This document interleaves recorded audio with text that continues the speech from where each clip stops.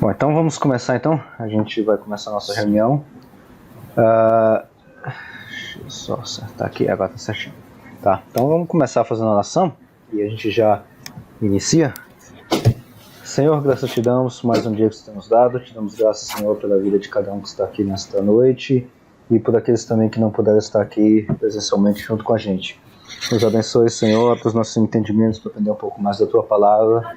E abençoe também, Senhor Jorge, que estaria trazendo um pouquinho mais de conhecimento bíblico e também de conhecimento da Tua criação. É o que nós te pedimos e te agradecemos. Amém. Amém. Bom, senhores, a gente vai continuar então a nossa conversa que a gente teve 15 dias atrás, né? O Jorge trouxe aí um início aí sobre teologia natural bom, Jorge, é contigo. Pode continuar aí.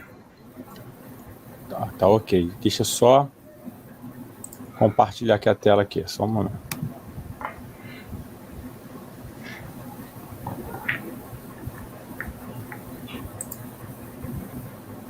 Deixa eu só ver aqui como é que é. Tá.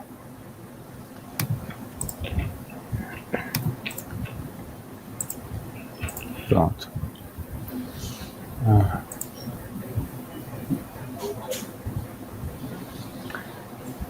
Vocês veem aí? Tá vendo? Aí, agora sim. Agora tá a apresentação. Tá ok, eu não vejo vocês, tá? Então tá. Então nós vamos aqui dar início à segunda palestra chamada Teologia Natural em Busca dos Deuses e dos Filósofos.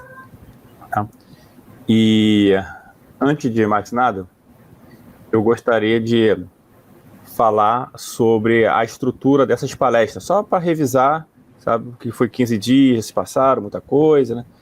Então, a primeira palestra, né, ou um bate-papo, foi sobre a teologia natural com foco em busca dos deuses e dos poetas, tá? Se você perdeu, a gente vai dar um resumão sobre esse tema hoje para tentar fundamentar esse tópico. Hoje nós falaremos em busca dos deuses, dos filósofos. Na próxima semana, nosso próximo encontro, falaremos sobre em busca da physis na tradição bíblica.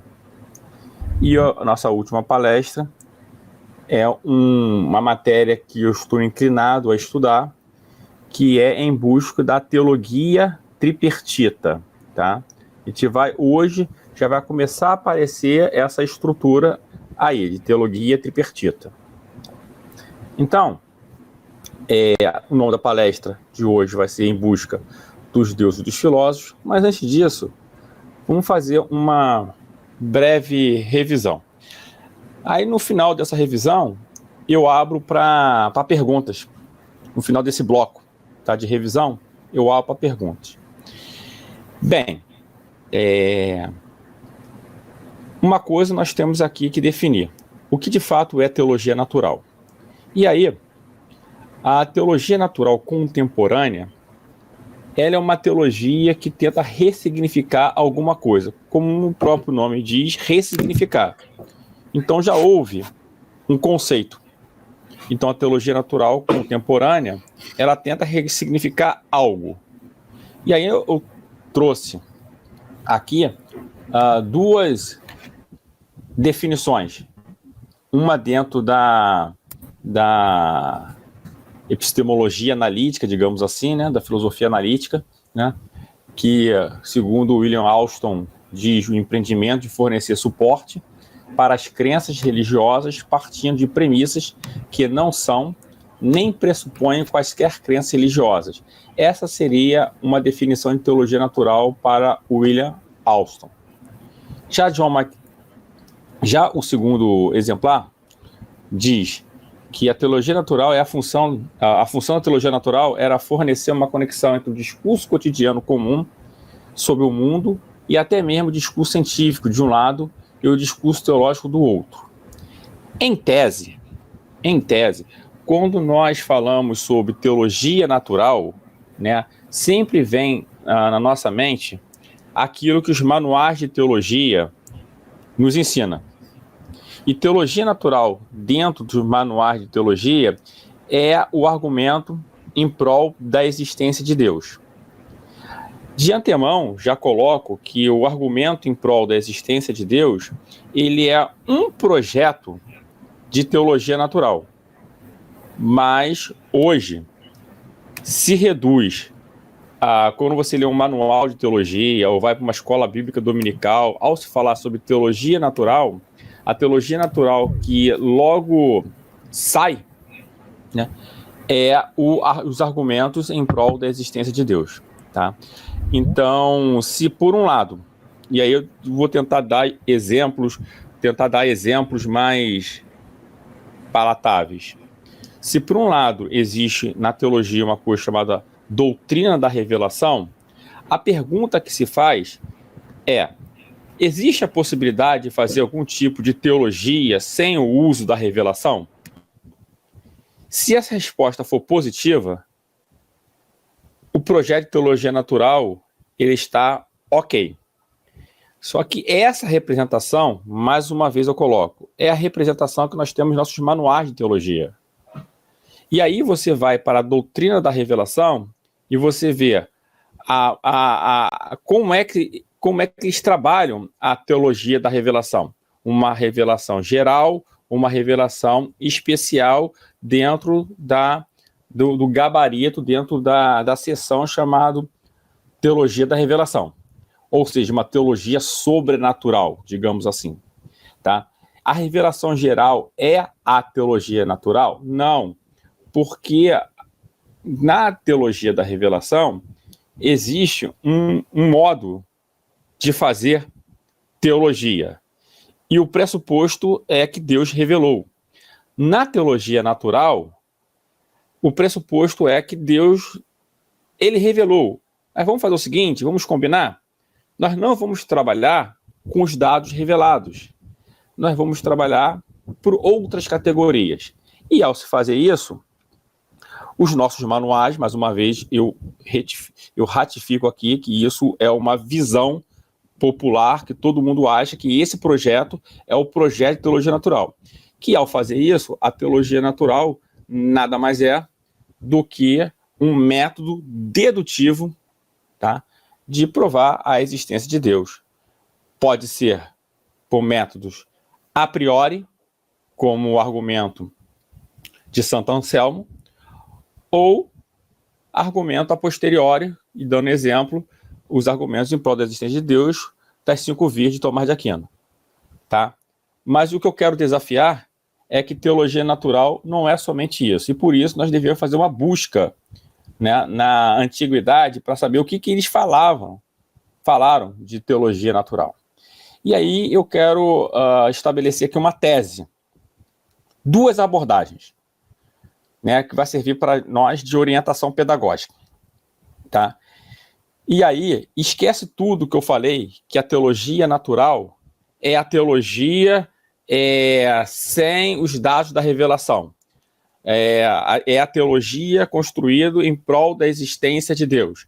O que eu quero colocar aqui é uma nova tese. E essa nova tese é: vamos fazer uma investigação no passado, na antiguidade grega, a fim de verificar se há essas 2 abordagens. Abordagem 1. O que significa natural na teologia natural? Esse natural pode significar natureza. Então, nós poderíamos estar diante de uma teologia da natureza. Natural como natureza. E aí eu estou falando de uma relação entre a natureza do universo e a natureza dos deuses. Tá? Existe uma relação. E a segunda abordagem seria a teologia natural, e esse natural como razão natural. E aí a segunda abordagem seria uma teologia racional. Então teríamos um modelo de abordagem 1, que seria a teologia da natureza, e a abordagem 2 seria uma teologia racional. A fim de ilustrar, eu vou dar um like para a teologia da natureza, e a teologia racional eu vou dar um dislike. Mas é apenas só por orientação pedagógica, tá? Então vamos lá. Essa abordagem 2 sobre a teologia racional seria a demonstração da existência e dos atributos dos deuses, né? Para isso foi necessário utilizar pelo menos 2 obras. Uma onde está a maioria dos fragmentos dos pré-socráticos, tá? É a obra de Hermann Diels, que chama-se Fragmento dos Pré-Socráticos, está escrito em alemão, tá? E a outra é a obra Os Filósofos Pré-Socráticos, está em português de Portugal, tá? De King, Raven e Scofield, tá? A primeira obra nós chamamos de DK e a segunda obra nós chamamos de KRS, tá? A KRS é alguns fragmentos comentados. A DK é a coletânea de fragmentos, muitos fragmentos, é a obra de referência que nós temos e comentado em alemão. Então, vamos lá. Dentro da tradição que nós começamos a investigar, nós poderíamos partir de Homero e de Hesíodo, tá? Homero tem uma obra chamada A Ilíada e também a Odisseia, tá? E Hesíodo tem a Teogonia, tá? Que é a origem dos deuses, e um outro trabalho chamado Os Trabalhos Dias, tá? Esses dois, digamos, poetas, Homero e Hesíodo, tá? E eles influenciaram a antiga Grécia, né? E só lembrando que na antiguidade grega, a Grécia ia até a Itália, tinha uma parte da Turquia, que ficava a Jônia, né? Então, existia, então, uma teologia dos poetas, tá? E vamos entender o que significa isso, tá? Essa teologia dos poetas, ela está dando um like para ela, que ela colocaria a teologia natural como uma teologia da natureza, tá? Ela está falando da natureza dos deuses, mas de forma mítica.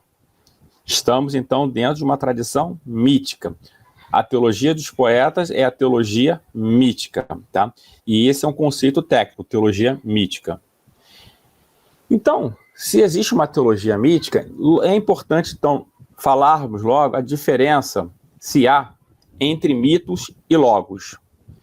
Essas palavras são palavras polissêmicas, elas recebem um tratamento durante o tempo, tá?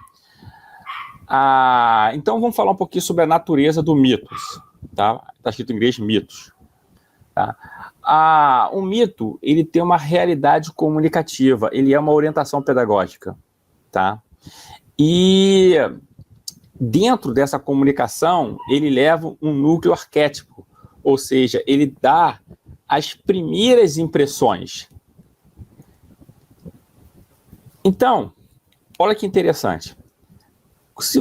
Se nós lêssemos a Ilíada em grego, nós começaríamos a perceber que a palavra, tanto mitos, quanto logos, quanto epos, significa palavra. Não há diferença entre mitos, logos e epos. Ela é traduzida como palavra. Todavia, numa obra de Platão chamado Protágoras, já tem essa diferença. O mito passa a ser uma palavra narrativa acerca dos deuses e dos heróis. Os deuses, os imortais, e os heróis, aqueles mortais, mas que são potencializados com alguma formulação dos deuses, tá? E o logos já é uma palavra discursiva, reflexiva, ou seja, filosófica. Tá? Então aí já há uma separação. Mas temos ainda um problema. Uma vez que há essa separação de semântica, né, ela fica descontínua. Existe a chamada tese da descontinuidade, ou seja, entre mitos e logos. Um mitos, ele deixou de ser mitos e a partir daí entrou a razão, o logos, a palavra discursiva. O mito deixou de ser mito. Ou mitos e logos continuaram. Eles continuaram. E aí começa a primeira, digamos, uma tese da descontinuidade é uma tese de conflito, enquanto a tese da continuidade é uma tese de diálogo. Tá? A meu ver, o que ocorreu foi a tese da continuidade. Tá? A partir disso, Se houve realmente uma tese de continuidade, que aqui eu não tenho tempo para provar isso, né? Apenas eu posso lembrar algumas passagens, por exemplo, lá em Platão fala, quando se lembrares da paideia, da educação que os gregos teve, lembre-se que Homero e Hesíodo educaram a Grécia. Então essa é uma palavra de Platão. Então Platão realmente queria fazer uma crítica, como nós vamos ver daqui a pouco, a essa teologia mítica, mas ele não vai, é uma crítica, ele não vai aniquilar. Sarah Brode, ela tem uma tese muito interessante sobre o teose physis colado, o diálogo de teose physis. Para isso, ela falou o seguinte, vamos tentar ver esse ponto de tensão que há entre o mitos e o logos na tese teose physis. A partir daí, ela analisa 5 pré-socráticos, Xenófons, Heráclito, Parmênides, Empédocles e Demócrito. Tá? A tese de Brode é que ela diz que existe uma sutileza no discurso de teose e physis, existe uma crítica, muitas das vezes aberta, outras vezes bem velada, mas aquela forma de educar a Grécia por Homero e Hesíodo. Tá? E aí, nós mostramos na reflexão passada os fragmentos que existiam dentro do DK e dentro do KRS. E esses números aí são o número de fragmentos, não é de livros, fragmentos. Por exemplo, olha em Xenófanes, em azulzinho, nós temos 52 fragmentos de Xenófanes que fala sobre a vida e a obra de Xenófanes. Pode ser um testemunho de Clemente de Alexandria falando de Xenófanes, pode ser um testemunho de Plutarco, e assim vai. Nós temos em verde alguns fragmentos de Xenófanes, tá? Ou de testemunhas. E nós temos em vermelho os apócrifos, que não diz que é atribuído a Xenófanes, mas não é. E no KRS nós temos 29 referências, digamos, fragmentos sobre Xenófanes. E assim vai. Tá? Esses são os levantamentos que foi feito, porque aqui é uma pesquisa ad fonte, nas fontes. Não é na fonte secundária, na fonte primária. E a gente está falando aqui de fonte primária grega, né?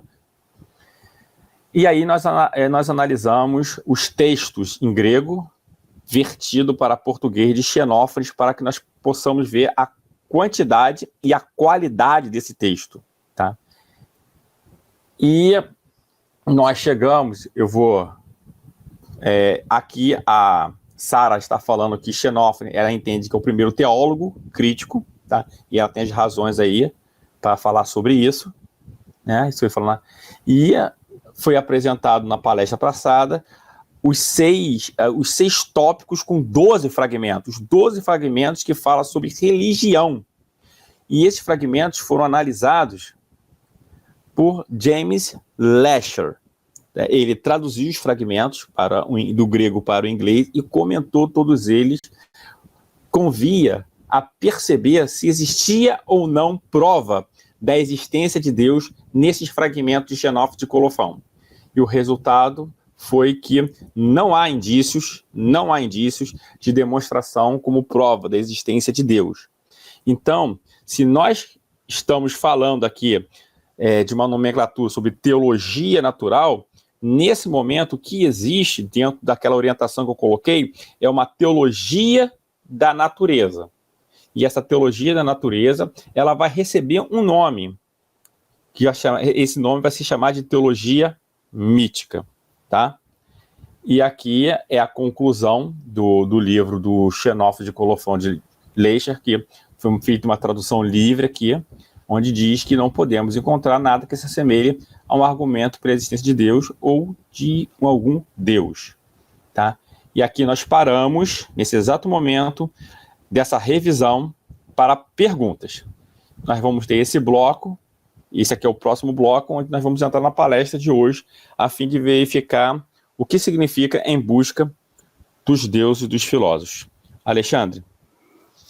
Pessoal, se tem alguma dúvida aí, eu na verdade eu tenho uma dúvida, mas eu acho que você vai responder lá pra frente.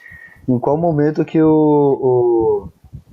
Gente, agora passou o nome do teólogo lá foi orientador do Thomas Torrance, o... Calbart? Calbart. Que horas que o Karl Barth pega um infarto aí nessas definições de teologia natural. Mas é brincadeira, isso aí acho que você vai acabar falando dele mais pra frente. Sim. Né? Eu vou responder essa pergunta. Então beleza. Eu vou responder essa pergunta porque essa pergunta é uma pergunta muito séria e nós deveríamos entender, porque às vezes nós tentamos tratar de um assunto e a gente pergunta: teologia natural em que época? Teologia natural em que contexto? Quais projetos de teologia natural? Tem certeza que a teologia natural é um bloco monolítico? Essas são as perguntas que nós temos que fazer bem sincero. Karl Barth, né? E aí isso aqui não tem nada a ver com a palestra que estou dando aqui, tá? Mas Karl Barth, ele é um crítico de uma coisa chamada teologia natural autônoma, tá? Teologia natural autônoma, tá? Na Academia de Genebra, tá? Que o primeiro reitor foi Teodoro Beza, né? Ali você vê que eles não trabalhavam, digamos, a teologia natural autônoma, porque o contexto ali era outro. Eles estavam com um outro contexto educacional na Academia de Genebra. Todavia, quando entra um pós-reformado chamado Jean-Alphonse Turretin, que é filho, se não me engano, de Francis Turrentino. A Cultura Cristã andou traduzindo a obra de Francis Turretin, que é chamado de Compêndio de Teologia Apologética.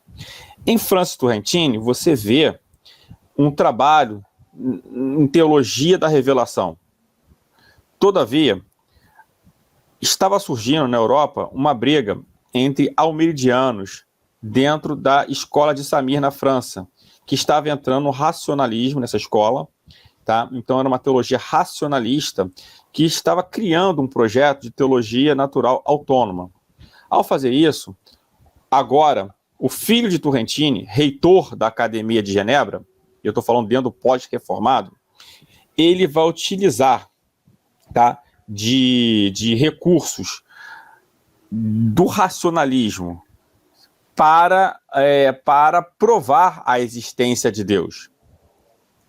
Então aí já tem uma ruptura do que os reformados pensam e do que Turrentini, Jean-Alphonse Turrentini, estava produzindo. Esta teologia natural, escrito na obra dele chamada De Lucidio, ou as Teses in Theologia Naturale, de Turrentini, essa obra, que só tem em latim, agora acho que acabou de sair agora a obra em inglês, neste ano. Esta obra foi justamente a obra que foi vociferando, foi refletindo, até chegar em Karl Barth.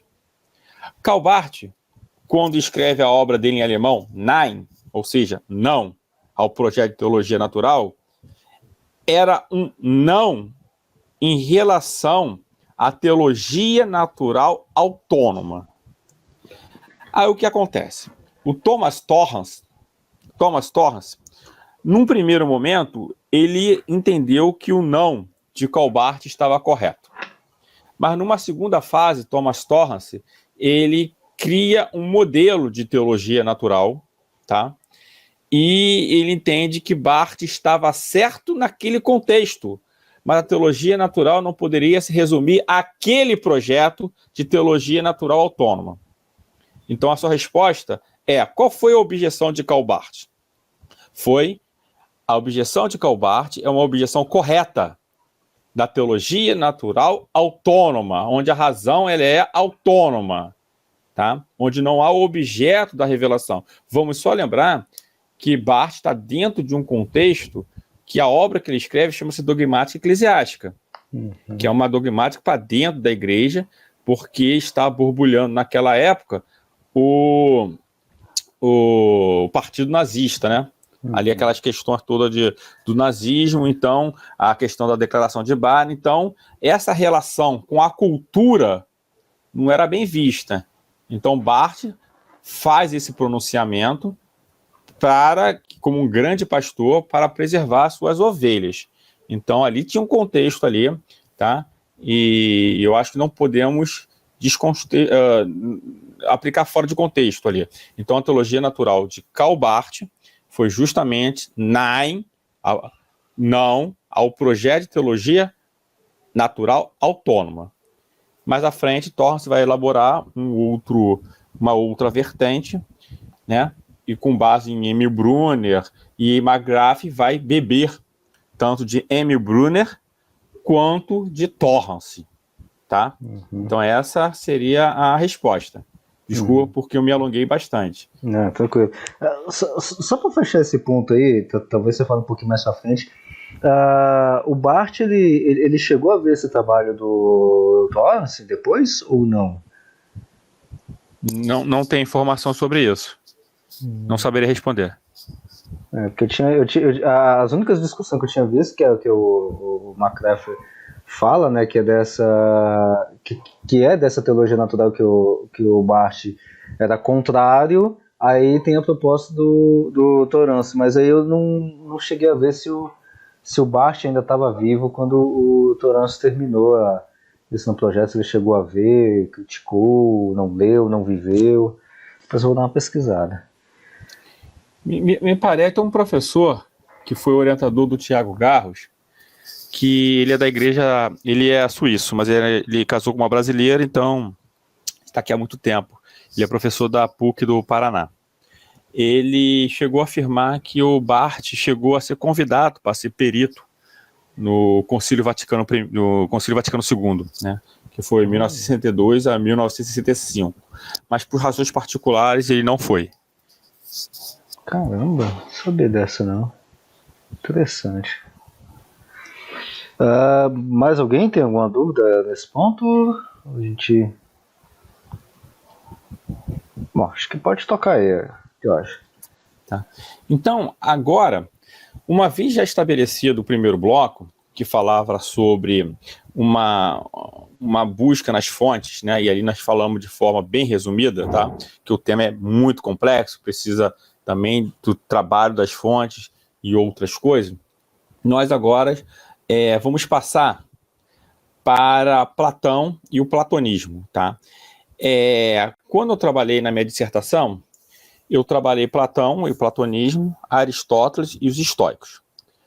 Por questão de muita informação, vamos só ficar em Platão e platonismo, que tem muita coisa, tá? E o que eu pretendo fazer aqui é uma análise de 2 textos que eu vou apresentar para vocês, tá? O primeiro texto, de Platão, é essa seção de um livro chamado de Platão, chamado República. Está escrito no livro 2, tá?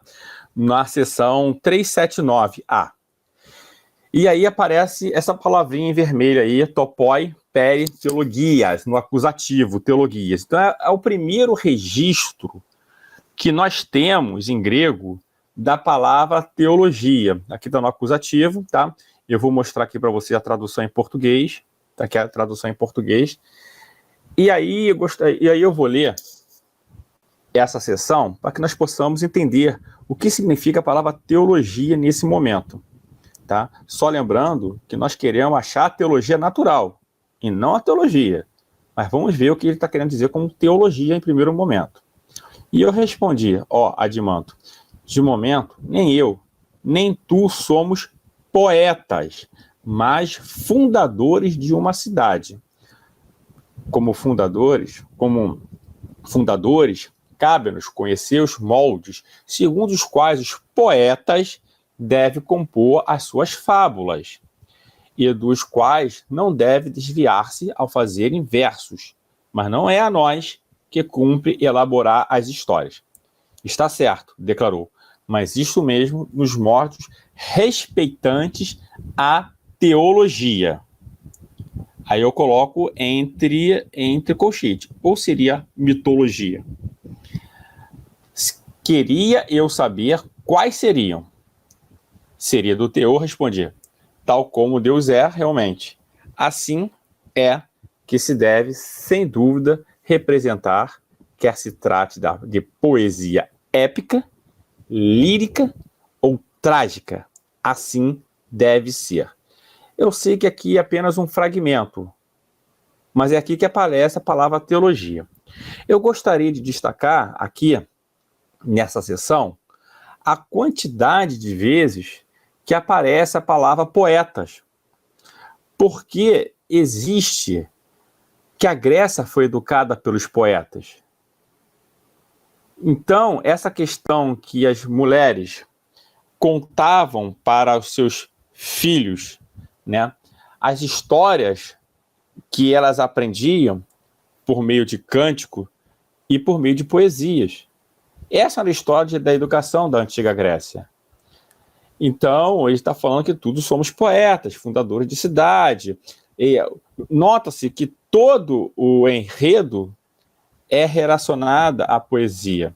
Nós temos, então, em Homero, né, Homero, Hesíode, naquelas pessoas que fizeram as tragédias gregas e as comédias gregas, todo tipo de gênero literário de poesia, a saber, épica, lírica ou trágica.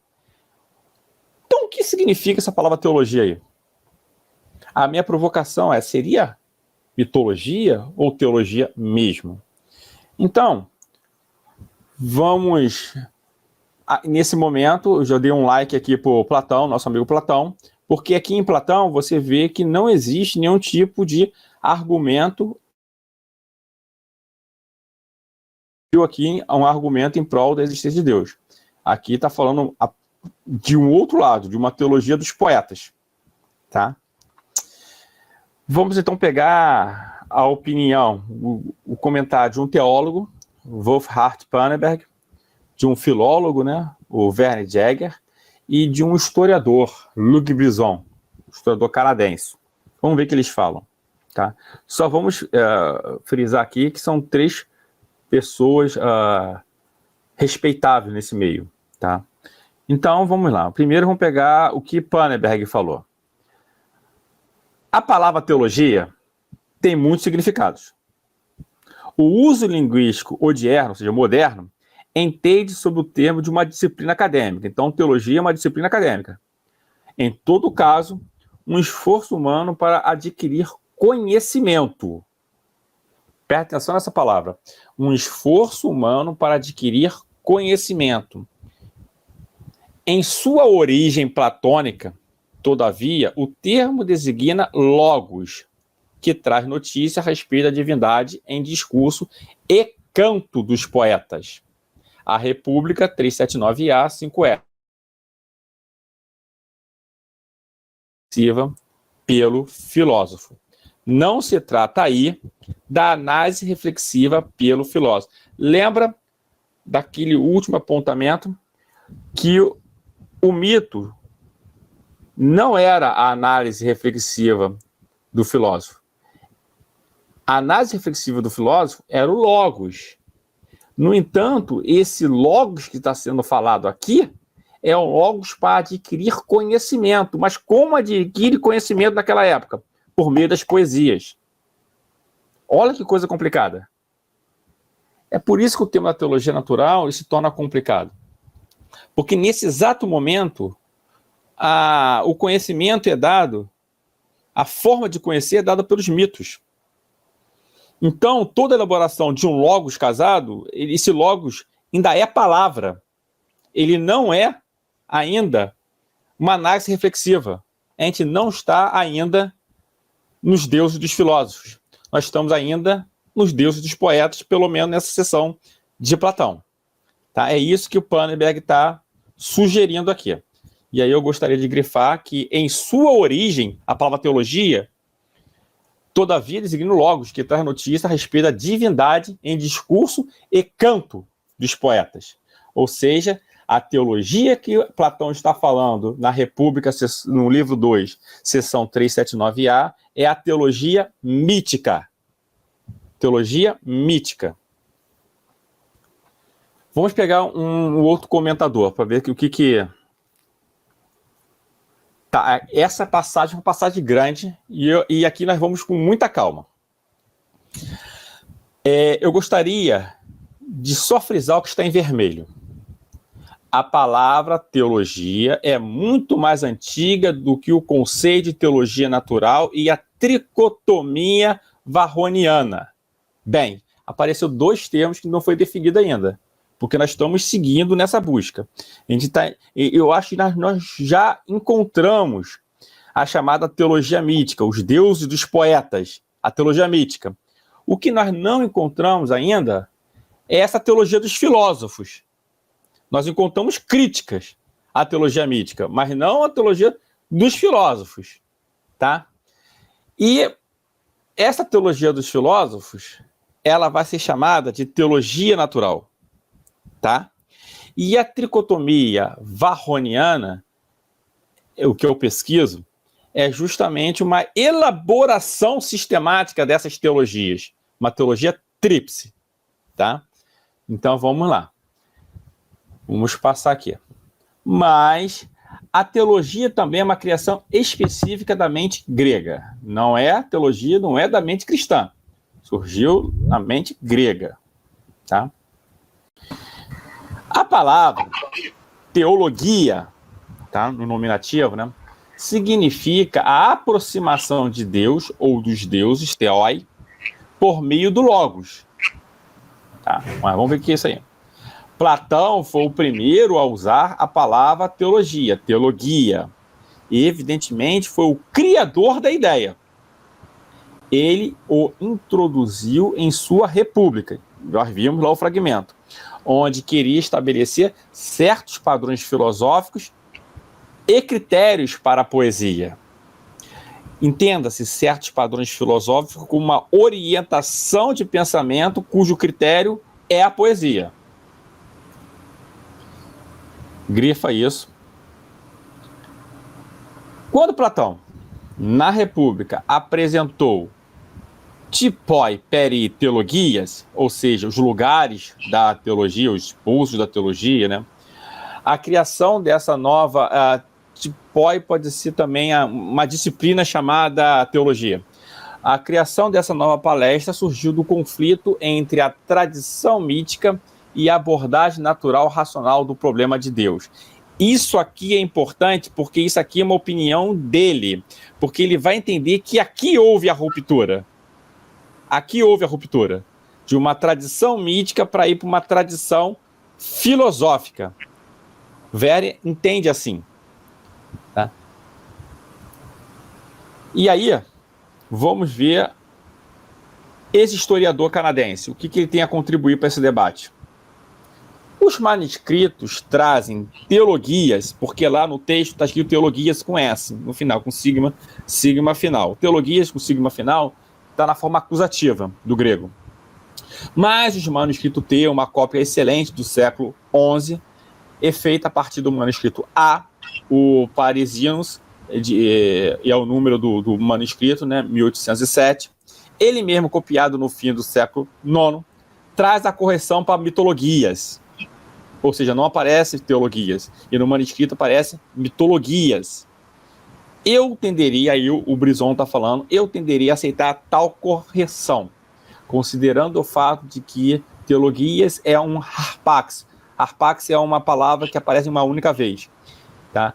E que mitologias retoma a mitologém, que se encontra acima, associado a tipós, aos lugares. Aos lugares de quê? Aos lugares dos cantos dos poetas, que está escrito lá em cima no texto, que eram os fundadores das cidades, os poetas e aquelas coisas todas. Para mim faz muito sentido isso. Eu não mudaria o nome para mitologias, a meu ver. Mas dá para entender pelo fragmento que está se falando dos cantos dos poetas. Essa teologia como canto dos poetas. Uma teologia mítica. Tá. E aí eu destaco a cópia encontrada com essa correção da edição crítica. Tá? E aí o que nós temos? Nós temos, então, até aqui, até Platão, na República, no livro 2, uma teologia da natureza que nós estamos chamando, a tese que nós estamos estabelecendo é que uma teologia natural como uma teologia da natureza, que tecnicamente seria chamada de teologia mítica. Tá?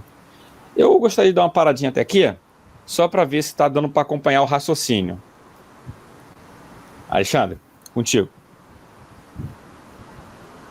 Tá?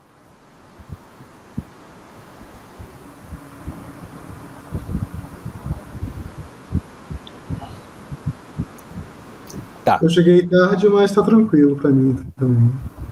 Tá. Tudo certo. O que eu falei até agora é que estou fazendo uma defesa que a teologia natural que existe, se é que nós podemos chamar de teologia natural, essa teologia natural eu apelidei de teologia da natureza. Mais à frente, essa teologia da natureza que eu apelidei vai ganhar um nome, tá? Vai ganhar um nome, e esse nome vai se chamar de teologia mítica, ou teologia dos poetas. Tá? Então, até aqui, eu estou mostrando, por meio de textos, que na República, livro 2, seção 379A, a palavra teologia que aparece lá é mais para mitologia do que teologia da maneira que nós conhecemos. É só isso que eu falei, só para resumir. Então, aqui agora... Ele não vai desenvolver uma teologia, vamos dizer assim, racional que se volte para a natureza, não, né? Oi? Não escutei, desculpa. O Platão, ele não vai desenvolver uma teologia racional que se volte para a natureza, né? Então, a gente vai ver isso agora. Tá. A gente vai ver isso agora, tá? Então, Platão, assim, atribui-se a Platão um livro chamado As Leis, que é um dos últimos diálogos, se é de Platão mesmo, é um dos últimos diálogos de Platão, As Leis, tá? E aí sim, vamos ver o que vai acontecer aqui. Eu logo de antemão vou falar que aqui nesse livro há sim uma demonstração da prova da existência de Deus. É aqui que aparece aquele conceito que defini lá no início, que nos nossos manuais está escrito assim: o que é teologia natural? A teologia natural é a prova da existência de Deus. Onde está isso? Onde surgiu? Em que texto está? Está nas leis 10 de Platão, que é atribuído a Platão. Tá? Então vamos ver esse texto para nós entendermos a quantidade de sessões e a qualidade desse texto. Tá? E o que Platão está falando. Então vamos lá. Bem, a estrutura do texto. Tá? Então eu estou falando do livro, da obra Leis, o livro 10. Tá? O livro 10, Leis, a seção 884 até a 910. Como podemos dividir a obra Leis? Bem, ela é dividida em um preâmbulo e 5 partes. O preâmbulo, eu vou mostrar para vocês ali o texto do preâmbulo, e eu vou mostrar talvez uma das seções que pode nortear nosso pensamento, que é a seção 885B, que diz qual o motivo dele estar escrevendo esse livro 10 e por quê. Então, nós temos um preâmbulo, a primeira perícope fala sobre as causas e as consequências do ateísmo e da impiedade, tá? Isso merece ser explicado o que significa isso, tá? Só lembrando, vou explicar mais à frente o que significa isso. A perícope 890B a 899D fala sobre que os deuses, eles existem. Como ele faz isso? Os deuses existem, tá? Na próxima perícope, os deuses se interessam pelas coisas humanas. Na próxima, os deuses não podem ser dobrados com preces e sacrifícios. Só gostaria, e depois ele vai falar sobre uma lei contra o ateísmo. Só grifar, né, que a parte 3, 4 e 5, os deuses existem, os deuses interessam pelas coisas humanas e os deuses não podem ser dobrados com prece e sacrifício, essas perícopes serão entendidos à luz da perícope causas e consequências do ateísmo e da impiedade. Só peço um pouquinho de paciência aqui para que nós possamos olhar o texto. Tá? O texto grego é esse que aparece em cima, que é o preâmbulo. Tá? E o que diz o preâmbulo? A tradução está embaixo. Quanto aos outros, os mais graves são as licenças e insolências da juventude. O texto está se referindo a jovens. E tem uma palavrinha ali, mais graves, que foi traduzido. Essa tradução não é minha, tá? Essa tradução eu peguei e ele colocou os mais graves. Depois ele fala assim, E as ofensas são as mais graves, quando atingem coisas sagradas, especialmente graves quando atingem coisas que são tanto públicas quanto santas, ou parcialmente públicas, por serem partilhadas pelos membros de uma tribo ou de uma comunidade similar. Aqui destaca a palavra grave. Existe um conceito em grego, e dentro dessa função, chamado híbris. Tá? Híbris. Híbris, eu vou colocar uma tradução literal como desmedida. Tá? E existe um outro conceito grego chamado sofrosine. Sofrosine é a justiça balanceada, ou seja, a medida certa de justiça. Então,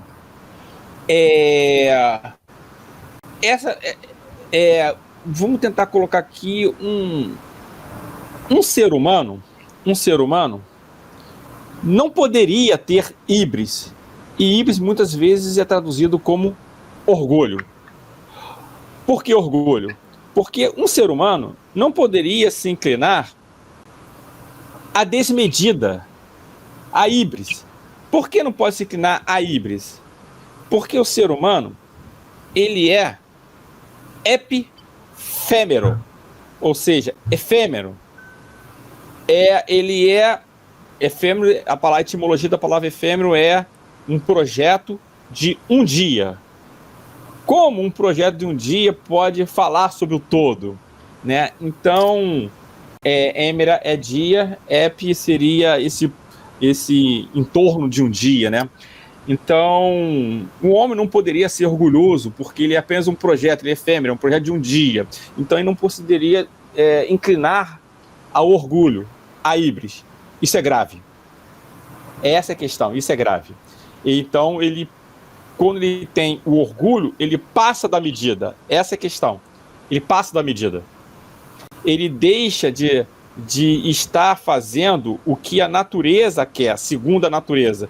E ele ultrapassa a natureza e ele tem uma desmedida. Só vamos pegar que a natureza que está sendo falada pelos poetas é a natureza dos deuses. Que segundo a tese lá de Sara, existe uma relação entre Fisis e Theos. Olha como as coisas são totalmente ligadas. E são totalmente complicadas, isso que eu estou falando. Mas a questão é que homens podem ultrapassar essa justiça medida. E a ultrapassagem está em híbris. Então vamos ver o que estava acontecendo. Então, acho que aqui já dá para falar o que estava acontecendo. Os jovens tinham ido para a guerra e eles foram confiantes que os deuses, né, e a gente está falando dos deuses olimpianos, né, do Olimpo, iam dar, de certa forma, a vitória para eles pelo simples fato de confiar em Deus. Acontece que eles perderam a guerra e não estavam acreditando mais nesses deuses. Então, isso é uma transgressão, é uma desmedida, porque não estavam acreditando, eles estavam passando da medida, estavam orgulhosos, entendendo que eles poderiam crivar sobre a existência dos deuses. E aí vem esse texto aqui, que nós vamos quebrar esse texto.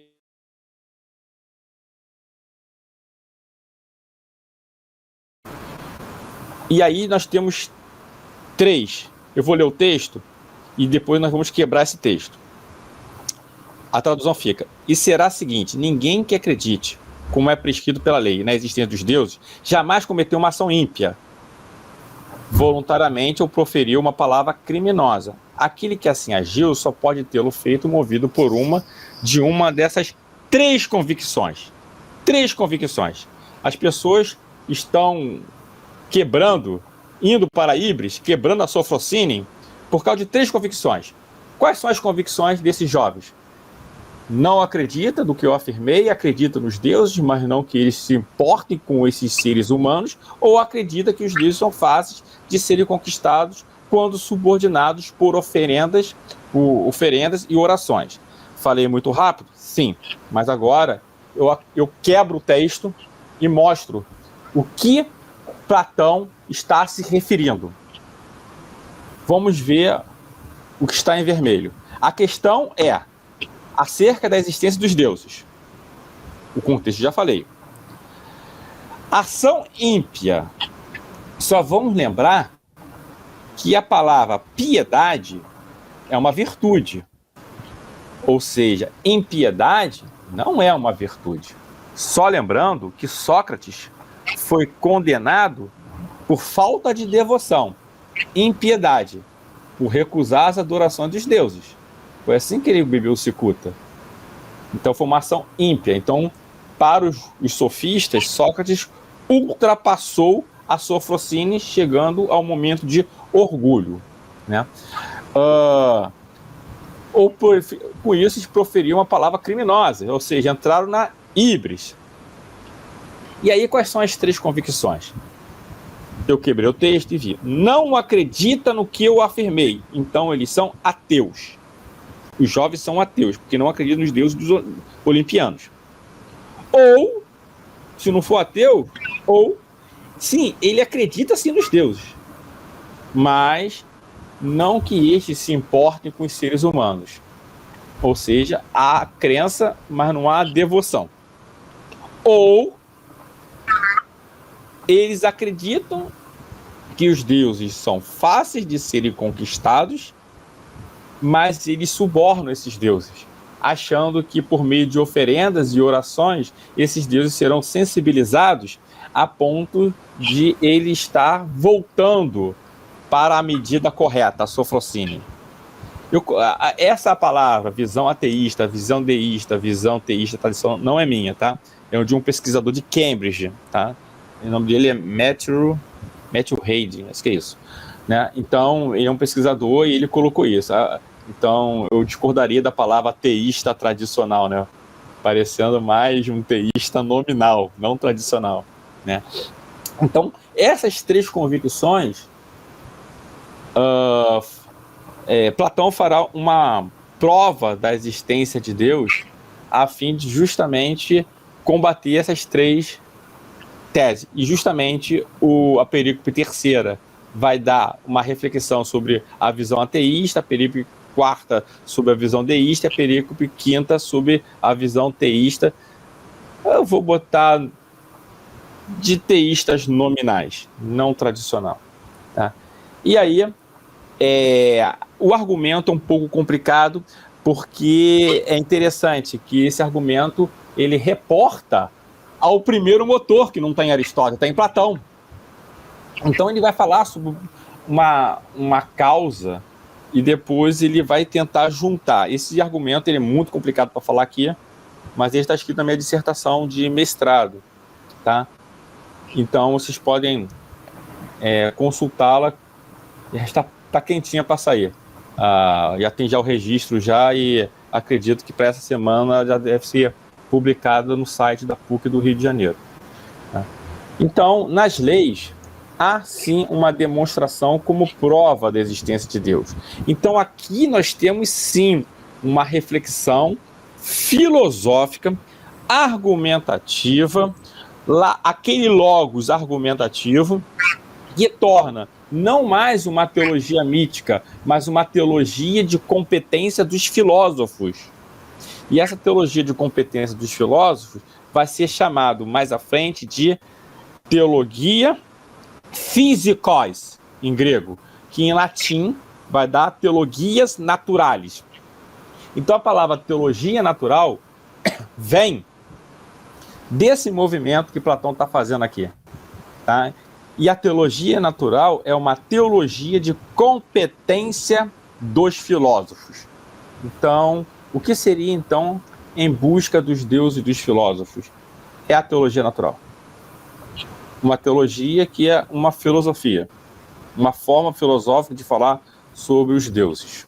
Tá? E aqui, uma vez que nós falamos sobre Platão, nós vamos ver qual foi o legado deles. Então, aqui nós temos os presidentes da academia. Platão tinha uma escola, né? E essa escola chamava Academia. O Platão foi o primeiro escolarca, o primeiro presidente, né? O segundo foi seu sobrinho, não foi Aristóteles. Aristóteles ele teve que sair, alguns dizem, porque ele era a pessoa mais competente para assumir, né, como escolarca, mas não foi dado para Aristóteles, talvez porque Aristóteles seja de Estagira, Macedônia, não era grego, né? Então Platão concede para quem assume é o sobrinho de Platão, Espíusipo, de Atenas. Tá? Então essa tradição que está escrito listada aí em 14 presidentes, 14 escolarcas, são chamadas de tradição acadêmica, tá, gente? Acadêmica. Não vamos confundir a tradição acadêmica com platonismo. A tradição acadêmica são essa tradição de presidentes das escolas de Platão. Tá? São essas pessoas aí listadas, né?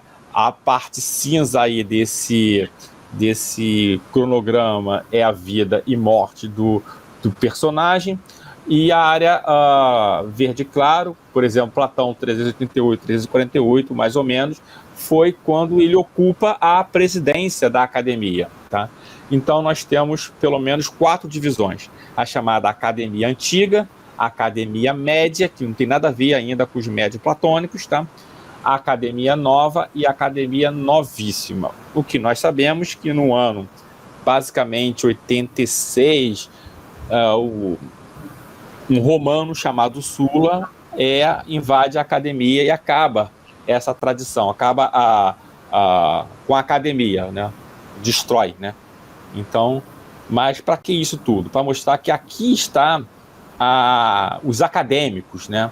A escola de Platão, né? Que levou seu legado, mas por meio também de influências de outras escolas, chegaram a entrar. Alguns tiveram algum tipo de influência. O que nós temos que ver aqui é Filho de Larissa, né? Que o último, chamado Academia Novíssima, tá? E todos esses cortes são feitos por causa de algum tipo de influência. Um foi mais chegado para cá, um mais chegado para lá. Mas o que importa é esse slide aqui, meio confuso, que tem a Academia Novíssima por Filho de Larissa, e tem também um estoico chamado Minesarco de Atenas, que é um estoico. Esses dois, talvez um terceiro chamado Panécio e também Posidônio, influenciando, né, ou em paralelo, um pensador chamado Antíoco de Ascalão. Esse Antíoco de Ascalão foi professor de Varrão. Lembra-se que lá na frente fala de uma triconomia varroniana? Então Varrão está aqui. Esse corte de 80 a.C. a 220 depois de Cristo é o corte para a aparição da tradição platônica, dos platonistas. Aqui estão os médios platônicos. Depois da Academia Novíssima veio os médios platônicos. Então, um dos legados é que eles vão influenciar os romanos, né? E os romanos como Varrão e Cícero. E a partir do De Natura Deorum de Cícero, você vê no livro 2 já a questão dessas teologias naturais aparecendo. E Varrão vai ter uma obra chamada Antiquitates Rerum Divinarum. Tá? Hoje nós temos 284 fragmentos dessa obra, tá? Mas foi a obra que Santo Agostinho utilizou para escrever a Cidade de Deus. Pegou muita coisa de Varrão ali, tá? Foi a referência para a obra Cidade de Deus. Tá? Então, ao se falar, isso aqui é o último slide, ao se falar sobre Platão e platonismo, médio platonismo, que muitas pessoas rapidamente pulam para um neoplatonismo, a gente nem chegou ainda lá, nós temos que no médio platonismo tem uma influência grande para Filo de Alexandria, que é um judeu na cidade de Alexandria, e Plutarco de Queronea, que é grego, um historiador grego. Temos a escola também ateniense e a escola de Gaio, de Caio. É interessante perceber que são nas escolas médicas que está sendo feito esse tipo de filosofia. E aí, o que nós notamos que as reflexões filosóficas dentro desse período está na disciplina chamada física, de onde vai sair o conceito de teologia physicon, ou seja, teologia física, que para traduzindo para latim, teologia naturalis, teologia natural. Então aqui, todo esse meu esforço que hoje foi justamente para mostrar, lógico, não em textos aqui, que ficaria muito complicado mostrar os textos que foi se trabalhando, de onde veio essa questão no mundo grego, a teologia natural, tá? Então veio da teologia da competência dos filósofos. E aqui, gente, muito obrigado, estou aqui disponível aqui para responder as perguntas e algum comentário aí. Obrigado, gente. Alexandre, é contigo. Muito bom, velho. Muito bom. Muito obrigado aí. Foi bem interessante. Muito interessante. Tem bastante coisa aí pra gente ver. Senhores, vocês têm alguma questão, alguma dúvida? Aproveitem. Eu queria só que você mostrasse aqueles slides onde você separou os caminhos, porque como eu estou aqui, eu não assisti nada antes, eu queria só me encaixar aí do que você falou, voltando no começo, só para eu ter uma visão do todo. Qual slide? Só para entender. Aquele que você teve os caminhos que você tinha das filosofias, e aí você disse, nós vamos nos preocupar com esse caminho aqui. Tá, vou botar aqui de novo, vou compartilhar aqui de novo. Só um momento.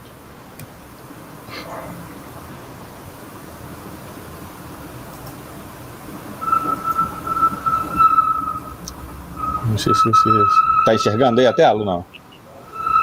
Não, ainda não. Aqui. Opa. Não, só um. Eu acho que é da revisão, aquele primeiro lá da revisão que você fez. Baralhei tudo aqui agora. Peraí. Não, sim, eu tô tentando aqui achar o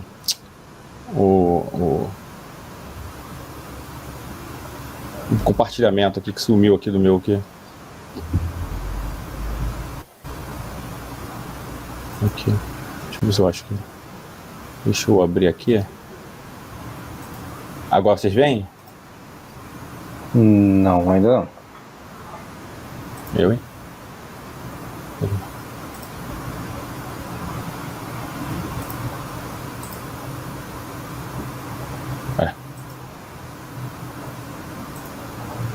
Mas eu tô. Deixa eu ver se eu consigo aqui. Agora vai. Agora vai. Você deve estar vendo agora, correto? Uhum. Ou não? Correto. Tá, deixa eu só botar. Talvez seja essa tela aqui, é que estou falando. Deixa eu aumentar aqui. É essa tela aqui, correto? É essa tela? Não, é aquela lá do comecinho, lá onde você separou a filosofia, teologia natural da outra teologia. É só para eu me... É aquela do começo mesmo. Onde você seguiu... Só começa aqui. Aqui? Essa? Isso. Aí tá. Depois tinha uma outra que tinha 4 vertentes. Não, essa é a primeira. Isso. Essa aqui é uma abordagem pedagógica minha, tá? Que eu desenvolvi na minha dissertação, tá? Que tem 2 abordagens. Teologia natureza. O que significa natural na teologia natural? É isso. Se o natural significa natureza, se o natural significa razão natural. Se a razão natural, vai cair na demonstração da existência de Deus em algum momento. Se é natural como natureza, vai cair numa relação entre a natureza do universo e a natureza dos deuses. Tá? Aí tá. Aí eu passei isso aqui. E o segundo seria esse aqui, correto? Aquele lá foi o primeiro slide, então. Não tem nenhum slide anterior. Tem anterior assim que eu mostro quais são as palestras que eu vou lecionar. A primeira e a segunda, tá? A primeira eu já falei e hoje foi a segunda. A terceira, que vai ser na próxima quinta, né? Se eu estou enganado, vai falar sobre a physis na tradição bíblica, tá? E tradição. Tá, gente? Eu vou explicar. E o 4, aí o 4 já está sistematizado.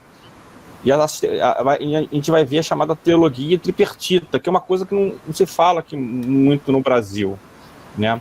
E existem estudos sérios em Roma sobre isso, né? E a teologia tripartita é uma teologia que, se não fosse ela, Santo Agostinho não escreveria a Cidade de Deus. Entendeu? E aí a gente vai ter uma visão, a gente vai trabalhar alguns textos da patrística, Aria, e alguns textos que não tem nada a ver com patrística. tá? Que fala sobre teologia tripartita. E aí nós temos o conceito técnico de 3 teologias. Inclusive o conceito de teologia política vai surgir daí. Tá? Não sei se... Deixa eu ocultar isso aqui. Deixa eu descompartilhar aqui. Deixa eu ver aqui. Tá. Mais alguma coisa que eu poderia contribuir aqui? Ou vocês querem contribuir com algum tipo de crítica? Então, aí você... Pode falar. Aquela que você separou na poesia, teve uma que você separou, parece que em 4 partes, poesia. Então, a teologia, essa teologia natural, da natureza aí que eu estou falando, Sim, ela vai, depois ela vai receber um termo técnico mais na frente, que vai se chamar de teologia mítica, ou isso. teologia dos poetas, tá bom?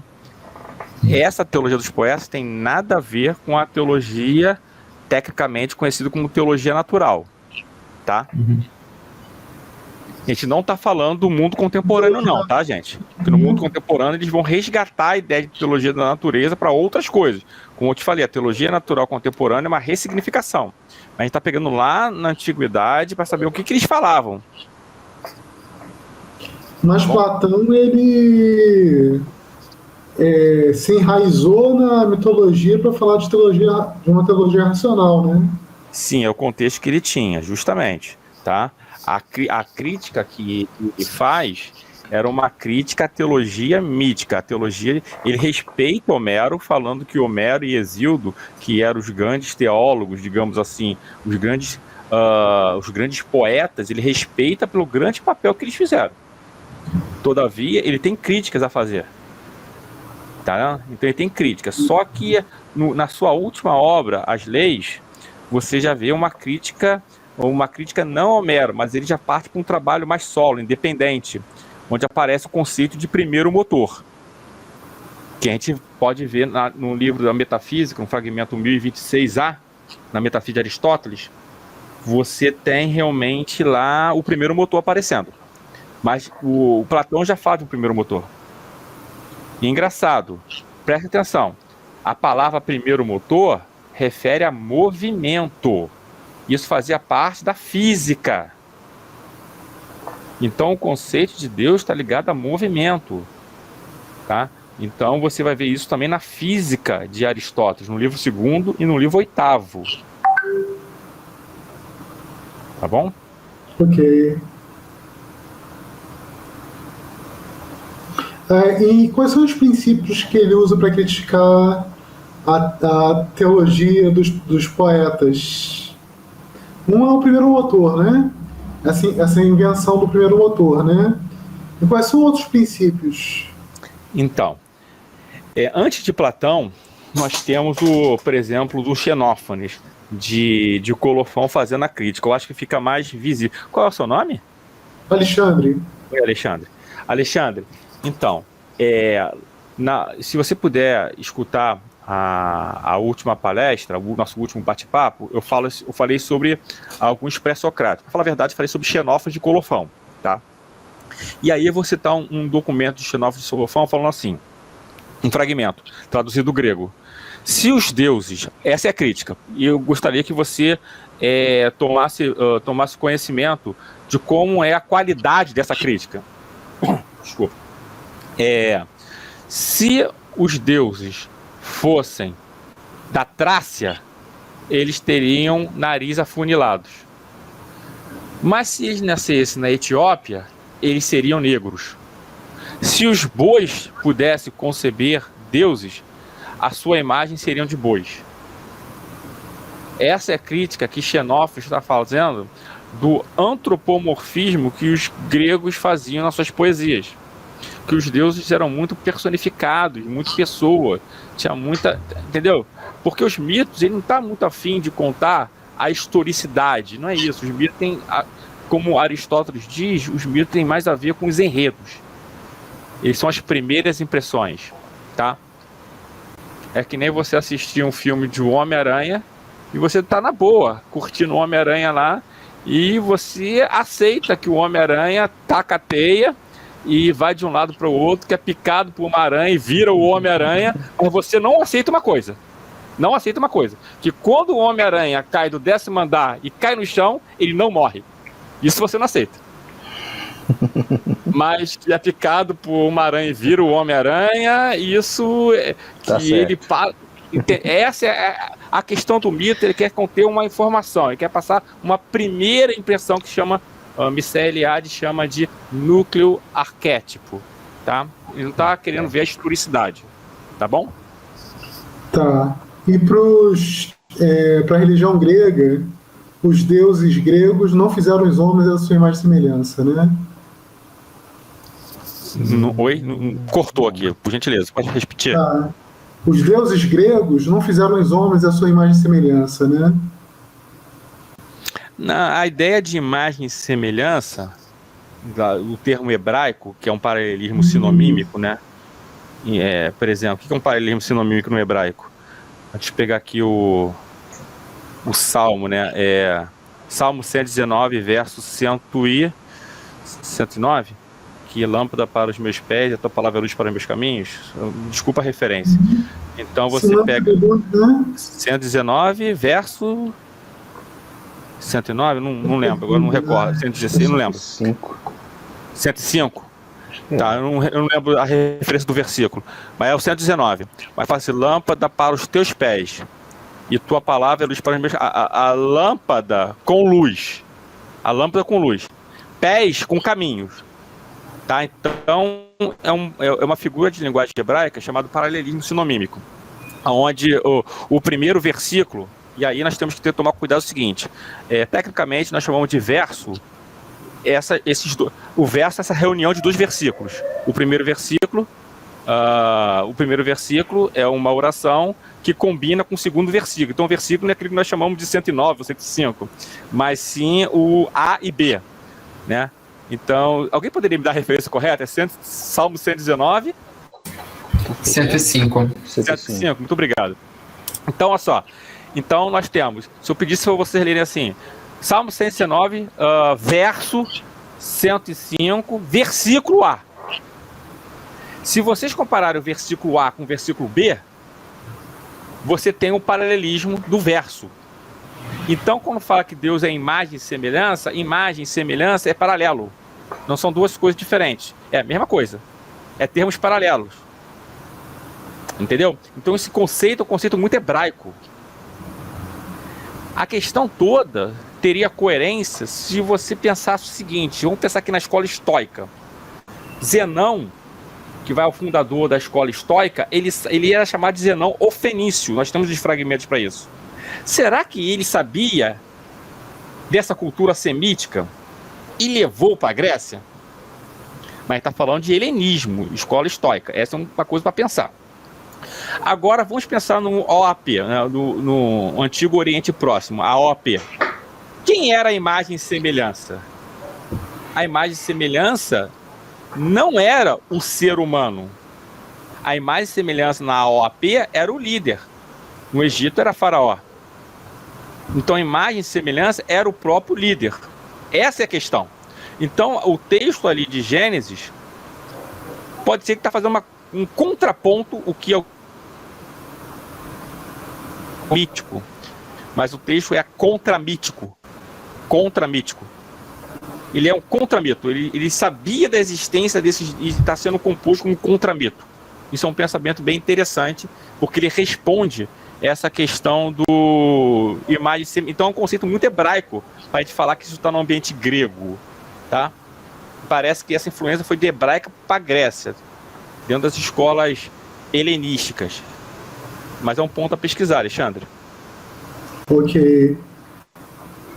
Só complementando esse ponto, quem vai falar muito disso também é o John Walton, lá no livro O Mundo Perdido de Adão e Eva. Ele vai comentar sobre essa questão de imagem e semelhança, né? E eu estou tentando agora lembrar, porque eu já li alguns livros do Walton e aí eu acabo misturando as informações, mas tem alguma passagem que ele fala que, em resumo, é mais ou menos o seguinte: essa ideia de por que a narrativa de Gênesis, ao invés de falar de deuses, fala de um deus, essa coisa toda, né, que é o contramito, né, ele não usa essa expressão eu que acabei colocando no texto dele.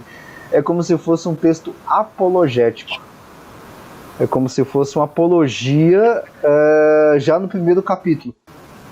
Vamos fazer um monte de anacronismo aí. Uma defesa da fé do Deus